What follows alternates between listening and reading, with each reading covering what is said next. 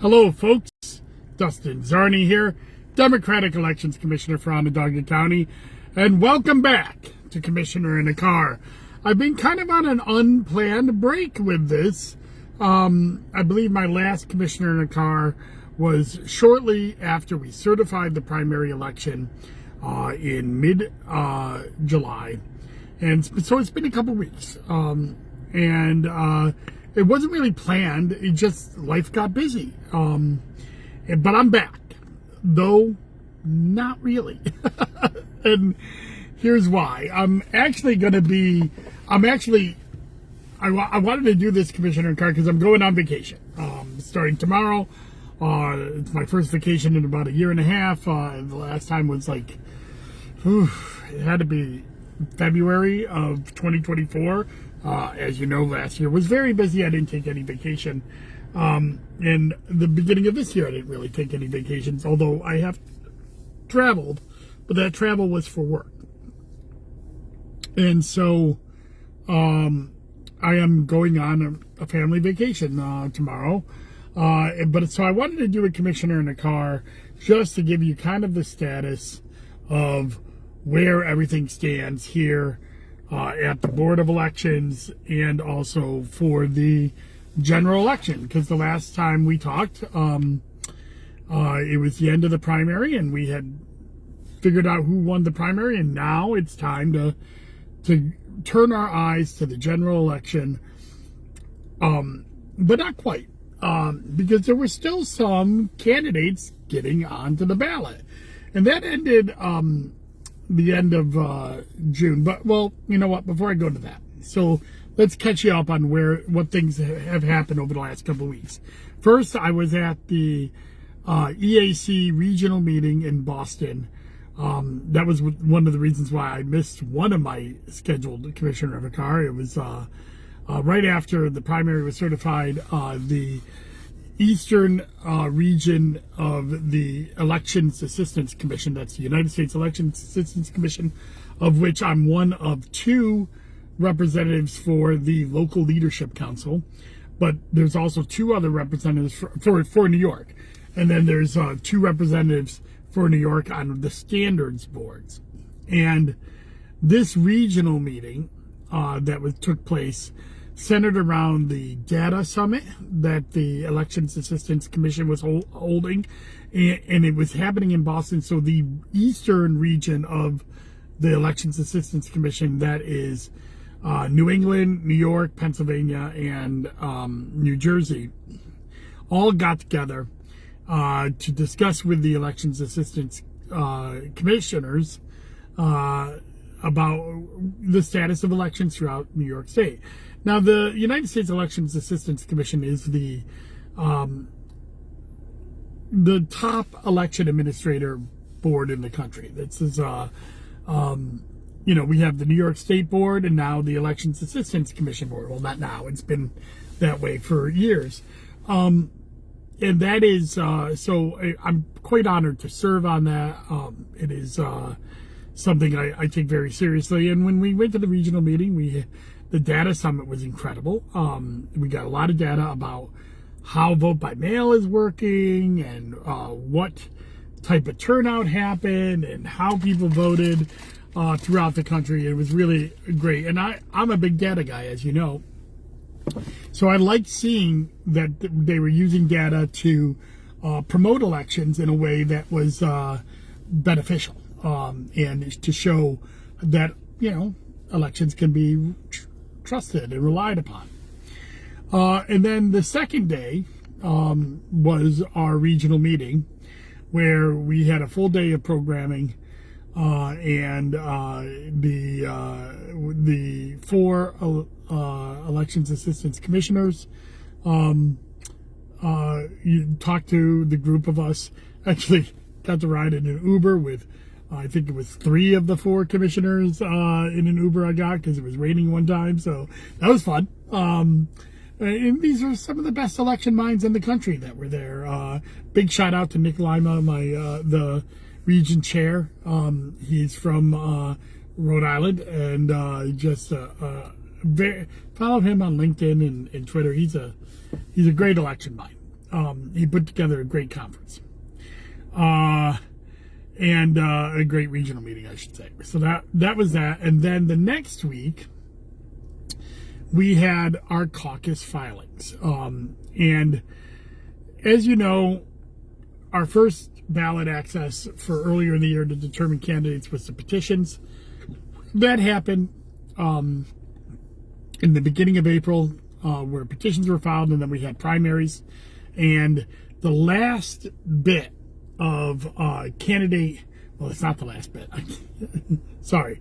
The last bit for most offices are the caucuses that happen in the towns. Some towns have caucuses instead of petitions, which means it's basically like a primary and ballot access all happening at once in a town-wide meeting, and villages. There were several villages, and I'll touch on the village of Liverpool in just a second. So they all had their caucus meetings, and they are, and they all filed it on June 24th, July 24th was the last day to file. And then the week after, there were a couple of challenges. Again, we'll get into Liverpool in a second. That's happened. And so we actually got quite a robust set of candidates for this general election. The last general election in an odd year for a lot of these local races. There will be competitive races, which means that there are Democrat and Republican candidates in all of the towns, with the exception of Fabius, Otisco, Tully, and Lafayette. So the southern tier towns, very red towns, but even really red towns like Lysander and Cicero and Elbridge, we have Democrats stepping up, and blue towns like Salina and Manlius, and DeWitt, you have Republicans stepping up. So we have a very healthy. Oh, I'm sorry, and Van Buren. Sorry, the other town that didn't have Democrats step up, that was Van Buren. So all the other towns have some Democratic candidates or some Republican candidates. So there are contested races in all the towns. This adds on to the contested races in the county ledge, which is County Ledge 9, County Ledge 8, County Ledge 4, 5, 10, and 6. These all have competitive races in the county ledge. Now, not as much competition there as towns. But there's an interesting thing that's going to be on the ballot for that. Late in the session, proposed by the Republican caucus, but also approved by the Democratic caucus, was a voter initiative that would make their terms 4-year terms. Right now they are on 2-year terms. I, in general, advocate for 4-year terms. I think that they're better for democracy and better for our health and as a democracy, as a government. A quick note on that term limit, and it also was coupled with term limits for 12 years. I'm not as big of a fan of term limits. I'm not against them either. I'm just kind of agnostic. But in 12 years is a long term limit. So under this new proposal, you would have 3 4-year terms, and starting in 2026. So the elections that will happen next year, if the even year legislation is held up. I'm sure some Republicans wanted to do this to get them out of the presidential election. Some Democrats wanted to do this because they wanted the 4-year terms. But it's up to the voters. The voters will decide. It'll be on every ballot in Onondaga County, this proposition, because it does change the charter. And then there will be a 12-year term limit. Now that 12-year term limit starts in 2026. So anybody who's been serving in the legislature up until now, that's basically been a free pass. And so they get 12 more years starting in 2026. So some of these people, have already been there 10, 15 years. They're going to get another 12. So, yeah, there's a couple generations. But you have to start somewhere. So that'll be on the ballot this year. So that was put down. Also, so we had our caucuses and then we had the ballot initiatives that have come through. And I'll do a little bit more of a breakdown on ballot initiatives later this month. And I'll talk about my schedule for later this month as well.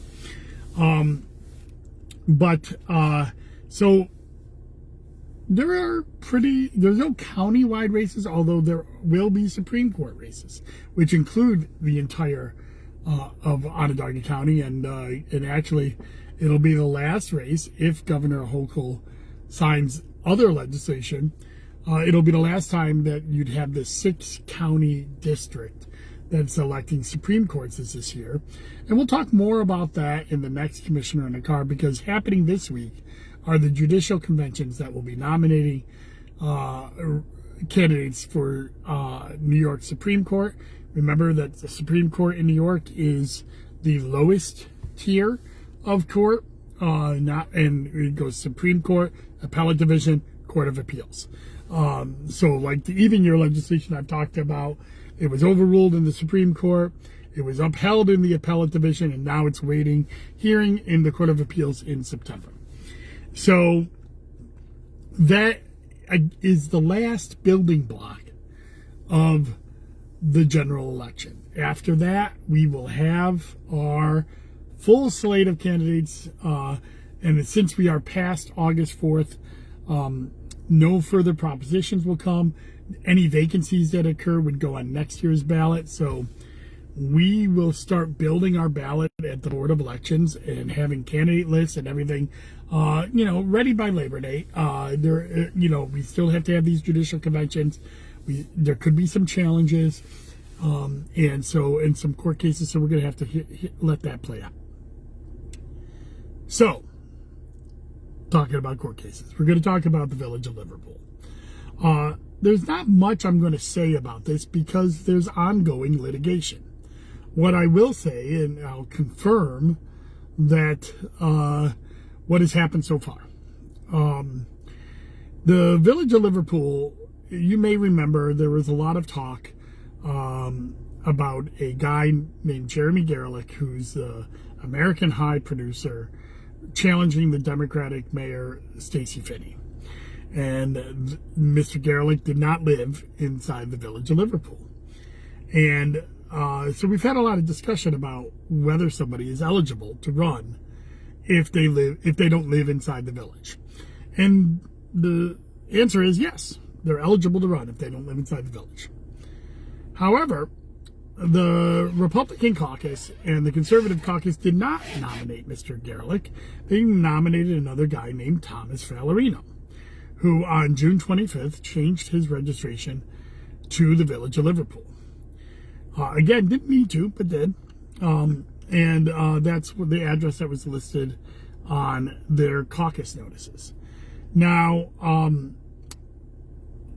some eagle-eyed politicians and citizens noted that the address that he changed his registration to was a business address. It was 300 Tulip Street. That's a business with commercial-only space in a commercial-only zone. It is not, doesn't have any private dwelling units in it, and it cannot be zoned. So a voter registration challenge came about for Mr. Valerino, as well as challenges to both the GOP and Conservative caucus certifications.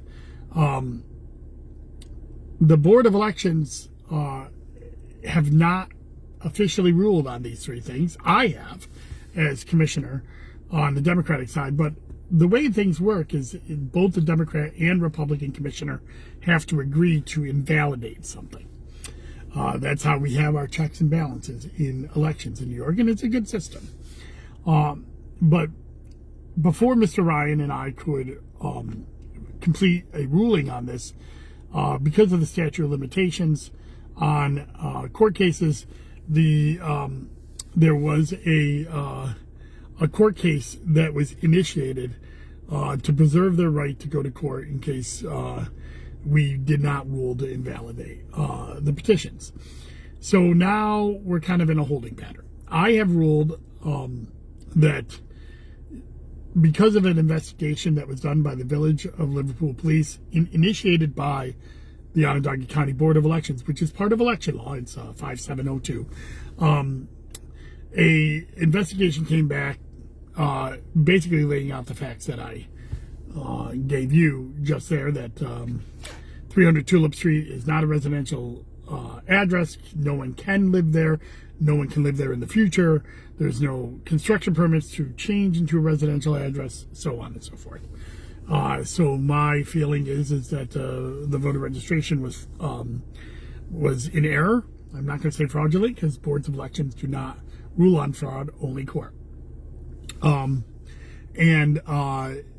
thus the address put down on the caucus certificates is wrong, even though Mr. Valerino, who was last registered inside the city of Syracuse, could legally run if he had put down the city of Syracuse address, because you only have to change your registration by election day.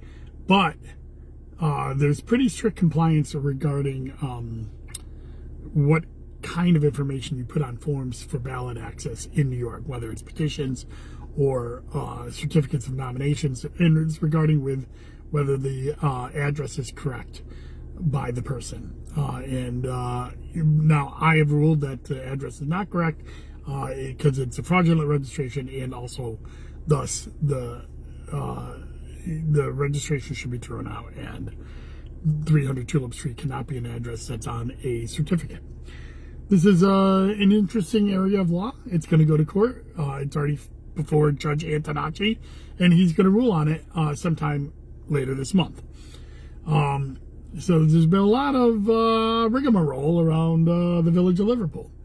One of the smallest jurisdictions that are having an election this fall. But there are no small elections. So as we're finding out, so it'll be interesting to see what the judge says on this, what evidence comes out in testimony, and where we go from here. So I just want to address it because it was out in the paper, and I've taken a public stance on this, but that being said, it's in the court's hands now. So we'll be moving on. So that's really where I've been, what has happened.